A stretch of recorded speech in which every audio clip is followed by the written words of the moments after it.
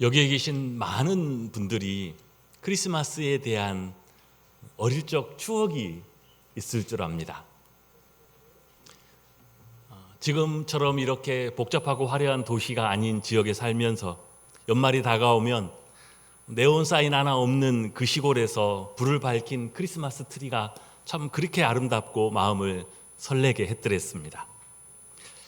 크리스마스 이브에는 밤늦게 찬양을 부르고 또 서로 선물을 교환하기도 하다가 새벽이 되면 주님의 나심을 전했던 그 천사들의 노래처럼 성도들의 가정을 돌면서 새벽송을 했었습니다. 지금은 그때보다 모든 것들이 더 좋아지고 더 풍성해졌지만 그럼에도 불구하고 이전 시간들을 돌이켜보면 그래도 참 그때가 좋았다라는 그런 아쉬움이 있습니다.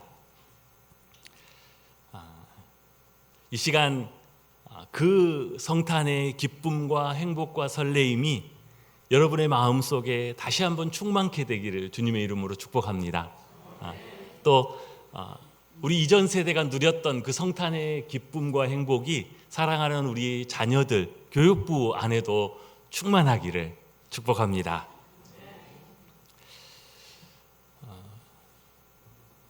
성탄을 통한 주님의 말씀과 또 우리를 향하신 그님의 그 뜻을 향하여 한 걸음 더 나아가는 오늘 성탄 예배가 되기를 바랍니다. 오늘 구유에 오신 예수, 지금까지 몇 주 동안 우리는 마태가 전해주는 성탄 이야기를 살펴보았습니다. 마태는 유대인에게 예수 그리스도를 소개하기 위하여 마태복음을 썼기 때문에 마태복음을 시작하면서 유대인들에게 익숙한 그들의 유대 지역의 왕인 헤롯과 예루살렘을 배경으로 그리스도의 탄생에 관하여 소개하기 시작했습니다. 그러나 오늘 우리가 읽은 누가복음은 성탄에 관한 이야기가 조금 다른 관점에서 서술되어 있습니다. 누가는 당시 로마 제국 안에 있던 여러 이방인들을 상대로 그리스도를 소개하기 위해서 누가복음을 썼기 때문에 당시 온 이방 세계를 지배하고 있던 로마와 또 로마 황제 가이사 아구스도를 배경으로 그리스도의 탄생을 소개하려고 합니다. 마태는 유대인을 향하여서 왕으로 오신 예수를 계속해서 강조하고 소개했다라면 우리가 오늘 읽은 누가는 온 땅에 가장 낮은 곳으로 오신 인자 되신 예수 그리스도를 우리에게 소개해 줍니다. 오늘은 우리가 누가가 기록하고 있는 예수님의 탄생을 잠시 살펴보려고 하는데요. 먼저 누가는 예수님의 탄생을 구약에 예언된 하나님의 말씀에 대한 성취의 관점에서 설명하려고 합니다. 누가의 기록에 따르면 천사 가브리엘이 처음 마리아에게 나타나서 수태고지를 할 때, 즉 마리아가 성령으로 잉태된 것을 그에게 알렸을 때 그곳이 어디였느냐? 가나안 땅 안에 있는 갈릴리 나사렛이었습니다. 이스라엘 전체 지도를 펴놓고 보면 저 위 갈릴리 호수 근처에 나사렛이라는 시골 동네였습니다. 그 소식을 거기에서 들었고 계속해서 배가 불러오는 아이가 자라는 그 기간에도 마리아는 당연히 그곳 갈릴리 나사렛에서 살고 있었습니다. 그런데 구약 선지자 미가의 예언에 따르면 메시아의 탄생할 장소로 주목된 곳은 전체 이스라엘 남방 유대 땅에 있는 베들레헴이었습니다. 미가 5장 2절을 보면 베들레헴 에브라다야 너는 유다 족속 중에 작을지라도 이스라엘을 다스릴 자가 내게서 내게로 나올 것이라. 마리아가 살고 있는 갈릴리 나사렛은 저 북쪽에 있는 시골 동네고 메시아가 오리라 예언된 곳은 저 남쪽의 유다 베들레헴입니다. 지도를 펼쳐보고 직선으로 거리를 재어봐도 대략 150km 정도 떨어진 동네입니다. 오늘 본문은 갈릴리 나사렛에서 살던 요셉과 마리아가 어떻게 그 만삭의 몸을 이끌고 유다 베들레헴까지 와서 아기 예수를 출산하게 되었는지 그 역사적인 배경을 소개해 줍니다.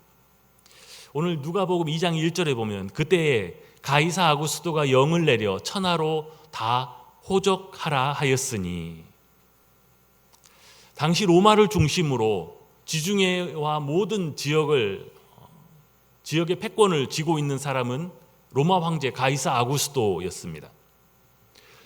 가이사 아구스도는 당연히 하나님을 섬기는 사람도 아니었고 구약 성경에 관한 지식을 가진 사람도 아니었습니다.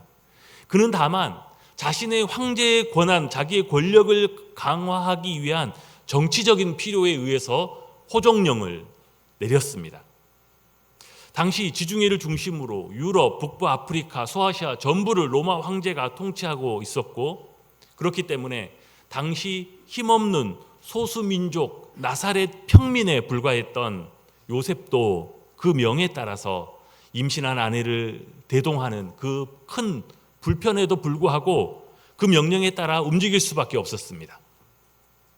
그렇게 요셉과 마리아도 조상들의 고향이었던 베들레헴에 가서 호적 신고를 하게 되었고, 결국 그렇게 미가 선지자가 예언한 하나님의 말씀이 이루어졌다, 성취되었다라고 누가는 말합니다.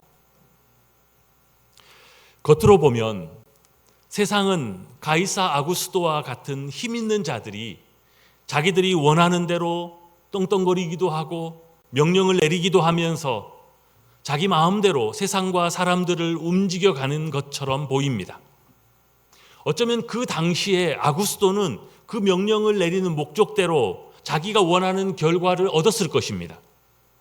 그러나 측량할 수 없는 하나님의 지혜와 하나님의 섭리는 그들을 도구로 이용하셔서 하나님의 계획과 하나님의 약속하신 말씀을 이루어지게 하십니다. 그때 그래서 성경은 한때 제국을 다스렸던 왕들, 예를 들면 예루살렘을 짓밟고 멸망시켰던 바벨론의 느부갓네살도, 그리고 70년 포로기 이후에 바벨론 포로를 다시 고향으로 돌아갈 수 있도록 칙령을 내렸던 페르시아의 고레스 왕도 다 하나님의 종이었고 하나님의 도구였다라고 말합니다. 생각해 보면 당시 이 아구스도의 호정령에 따라서 그 넓은 로마 제국 안에서 얼마나 많은 사람들이 자신의 고향을 찾아 움직였을까요? 3절 말씀에 보면 모든 사람이 호적하러 각각 고향으로 돌아가매, 이렇게 서술하고 있습니다. 아마 그때 각각 고향으로 이 호정령에 따라 이동했던 사람들의 모습이 오늘날 우리가 추석 명절을 당하면 다들 고향의 부모님을 찾아뵙기 위해서 수많은 사람이 이동하고 고속도로가 막히고 하는 것처럼 아마 그런 모습이 아니었을까 생각합니다. 그 많은 사람들 속에서 하나님은 정확하게 마리아와 요셉 두 사람을 주목하고 계셨고, 이제 탄생을 앞둔 메시아의 가족을 베들레헴, 예언된 땅 다윗의 동네로 이끌고 계셨습니다. 이렇게 요셉과 마리아는 베들레헴에 이르렀고 그곳에 거하는 동안 해산할 기한이 차서 아기 예수를 출산합니다.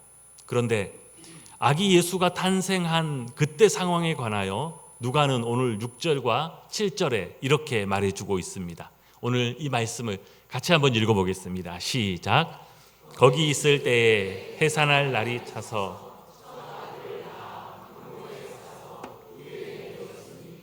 이는 여관에 있을 곳이 없음이러라. 하나님의 아들이, 영원한 하나님이신 그분이 이 세상에 태어나신다면 이 세상 그 어떤 곳인들 그분께 합당하다라고 할 수 있겠습니까? 이 정도 준비하고 이 정도 영광스러운 곳이면 그래 이분께는 합당하다라고 할 수 있을 만한 곳이 이 세상에 어디가 있겠습니까? 아무리 화려한 인간의 왕궁이라도 그분의 그 하늘 보좌의 영광에 비하면 비천할 뿐일 것입니다. 이 세상의 그 어떤 화려함도 그분을 맞이하기에는 부족할 수밖에 없습니다. 그런 그분이 이 땅에 태어나 가난한 평민의 포대기에 쌓였습니다. 그리고 누일 곳이 없어서 가장 비천한 곳 짐승들의 여물통 구유에 누인 바 되었습니다. 저는 지금까지 세상의 그 어떤 가난한 사람도 처음 태어나서 마구간 짐승의 여물통에 누웠다라는 이야기를 들어본 적이 없습니다. 아무리 가난한 사람도, 아무리 비천한 사람도 태어난 아기를 그렇게밖에 할 수 없는 그런 상황은 아닐 것입니다. 누가는 메시아의 이 모습을 통해서 만왕의 왕이신 그분이 우리와 똑같은 연약한 육체의 모습으로 오셨으며 또한 우리보다 더 낮아지셔서 있을 곳이 없는 모습으로, 심지어 아무에게도 주목받지 못하고 존중받지 못하고 비천한 모습으로 우리에게 오셨다라고 증언합니다. 그래서 또 다른 선지자 이사야는 오실 메시아의 모습을 이렇게 내다보았습니다.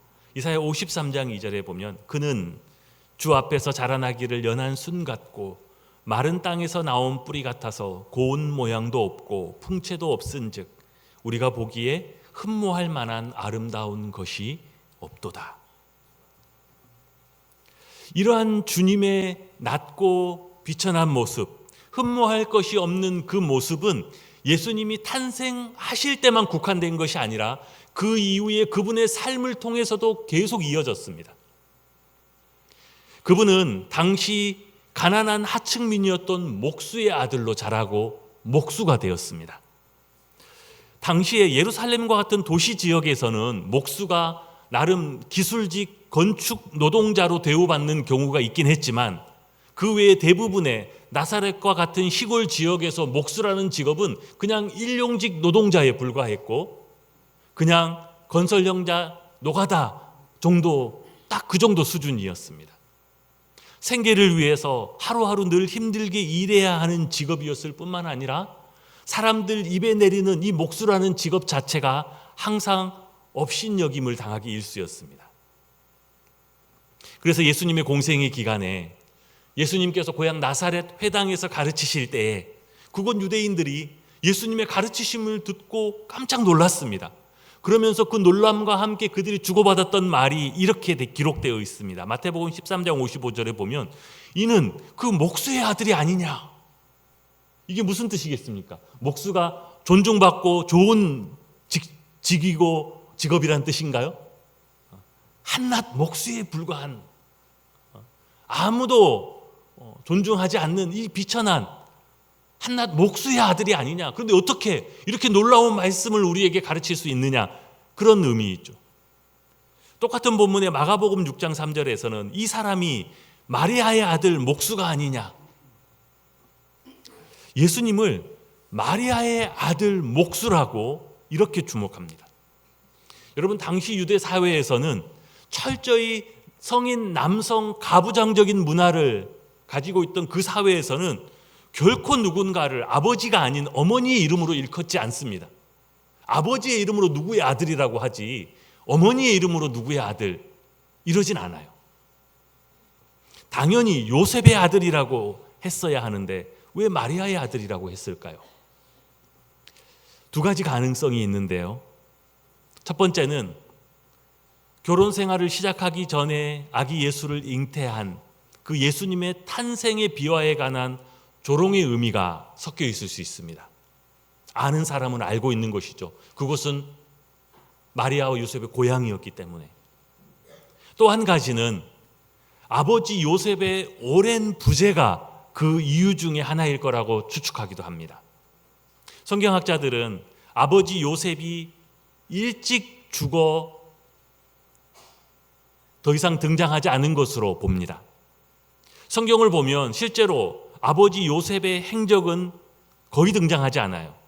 예수님의 탄생 초기 그리고 애굽 피신하고 돌아온 이후에 그 이후에는 성경 어디에도 요셉의 행적이 없고 심지어 십자가 앞에 묘사에서도 어머니 마리아만 등장하지 요셉에 대한 언급은 나타나지 않습니다.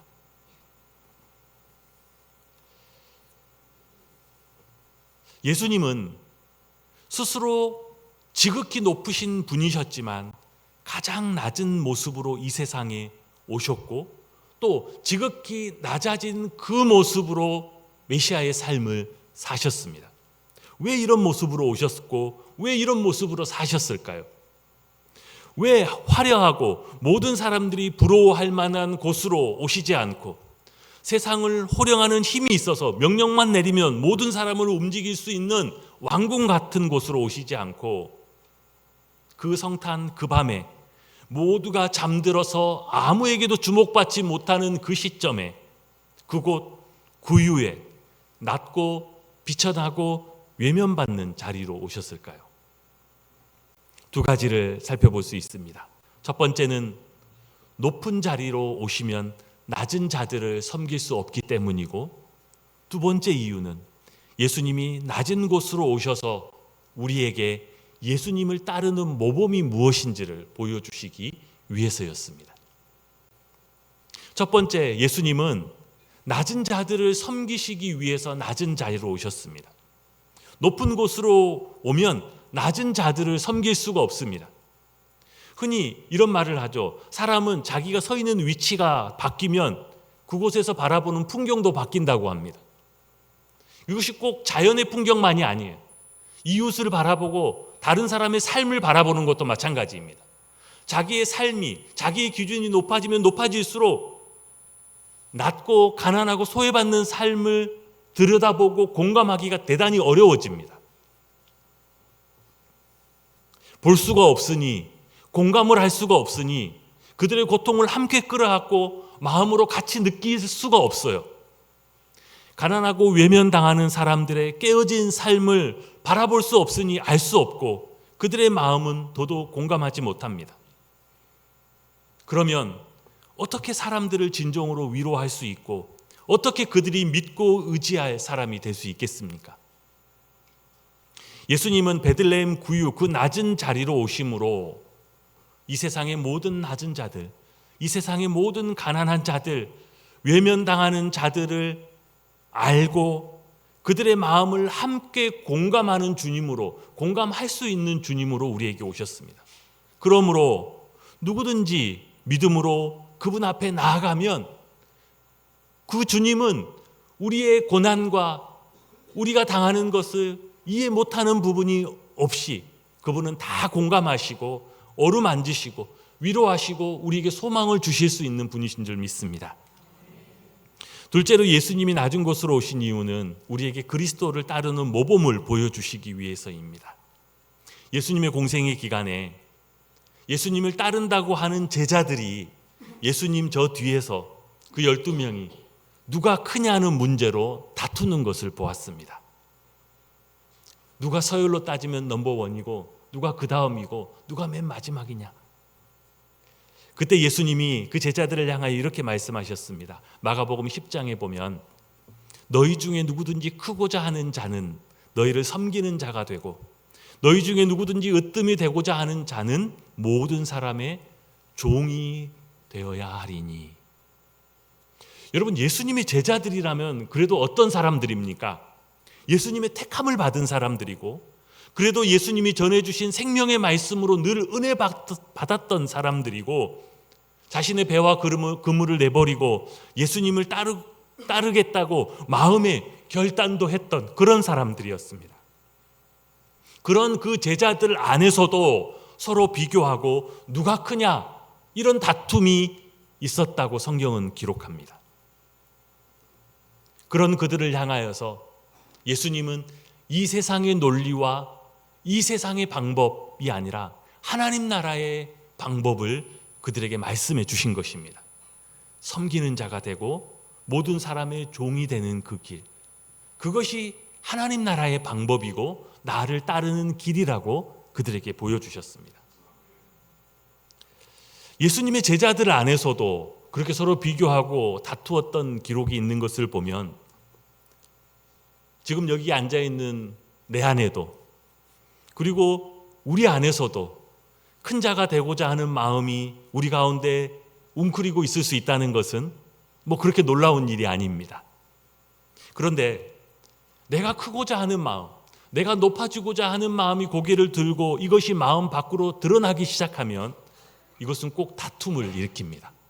이것은 누군가를 미워하게 하고 누군가에게 상처를 주거나 또 본인이 상처받는 일을 만들어냅니다. 크고자 하는 마음이 제대로 충족되지 못할 때, 내가 원하는 높이만큼 내가 존중받지 못한다라고 느낄 때, 내가 무시당했다라고 느낄 때, 그때 다툼이 일어나고, 그때 주님의 길이 아니라 이 세상의 논리와 이 세상의 길을 가려 합니다.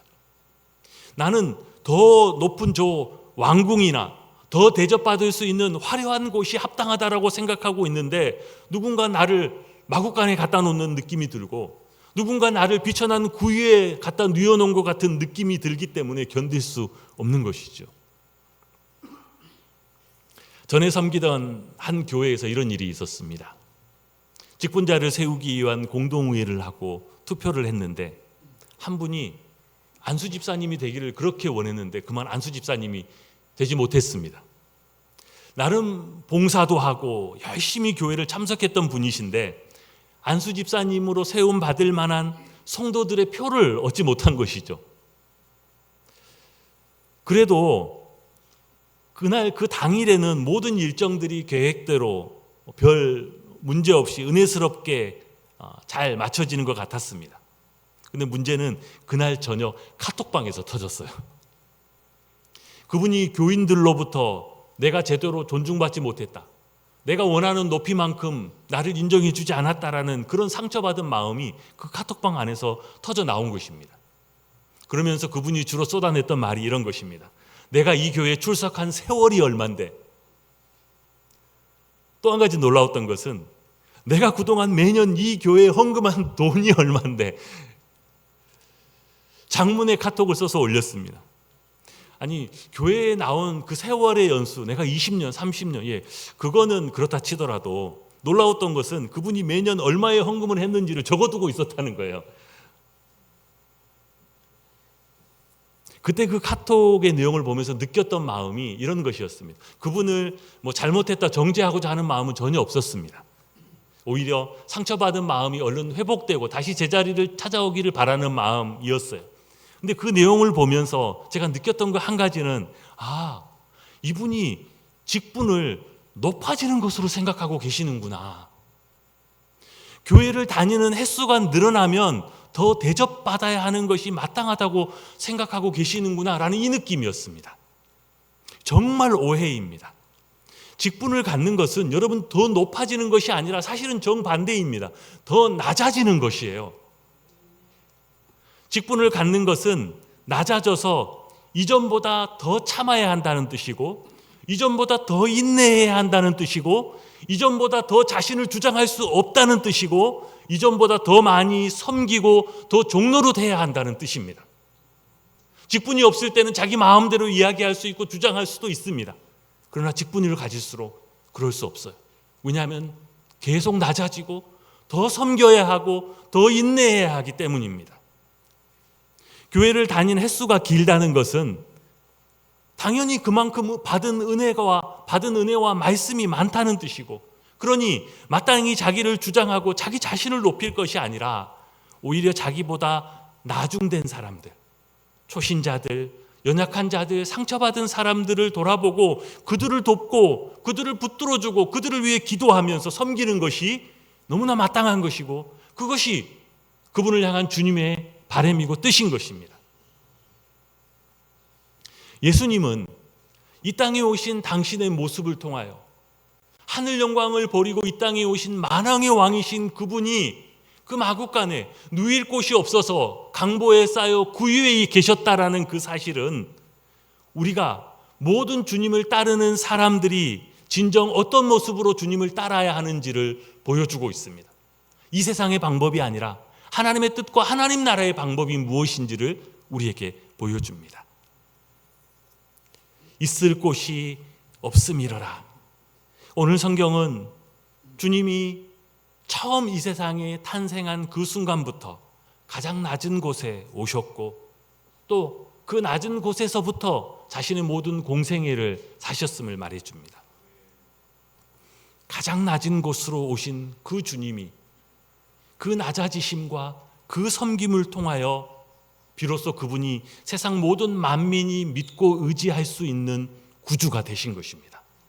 아니, 그러셨기 때문에 세상 모든 만민이 의지하고 위로받고 도움을 얻을 수 있는, 구원하실 수 있는 구세주가 되셨던 것입니다. 그 주님은 이제 믿는 우리 안에 함께 계십니다. 그리고 우리에게 주님을 따라 자신을 낮추고 섬기는 길, 진정 주님을 따르는 길로 나아오라고 우리를 이끌고 계십니다. 이 주님의 음성을 듣고 주님이 보이시고 또 주님이 가셨던 그 길을 따라가는, 낮은 것 같지만 가장 큰, 비천한 것 같지만 실상 하나님 눈에 가장 영광스러운 이 주님의 길을 다 가실 수 있기를 주님의 이름으로 축복합니다.